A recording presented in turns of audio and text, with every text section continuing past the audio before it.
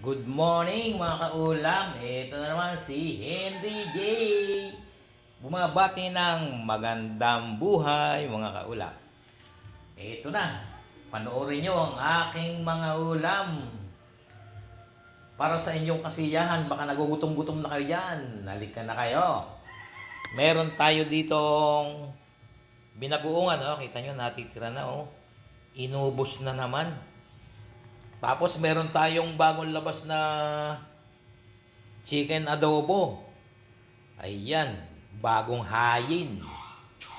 Talagang sariwa-sariwa ang mga rekado nito. Ayan, berdeng-berde. Ayan ha. Oh, meron tayong gulay. Toge. Mura lang to, 40. Itong ating chicken adobo. 50 na lang to para sa inyo mga kaulam. Meron tayong napakasustansyang pagkain. Dapat pakain to sa mga bata, di ba?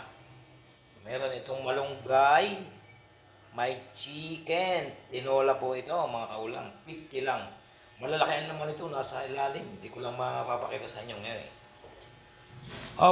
Meron pa tayong menudo. Meron tayong iskabetse, lumahan ng isda nito. Sariwang-sariwang malalaki. At meron tayong my favorite, lintigis. Lintigis po ay tinadtad na isda.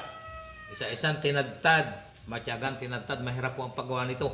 Tapos nilagyan namin ng gata at may malunggay na naman.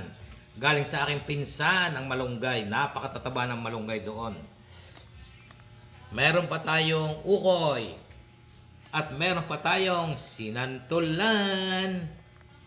May tortang talong. As usual, iniihaw po ang talong para masarap pag tinorta. Meron pa tayong chicken hotdog. Yan. Pwede pong kainin na nagdejeta sa pork. Chicken hotdog.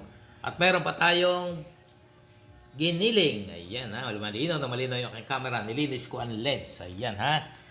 Ayan na. Punta na po kayo dito. Available na. Marami akong luto ngayon. Sinipag.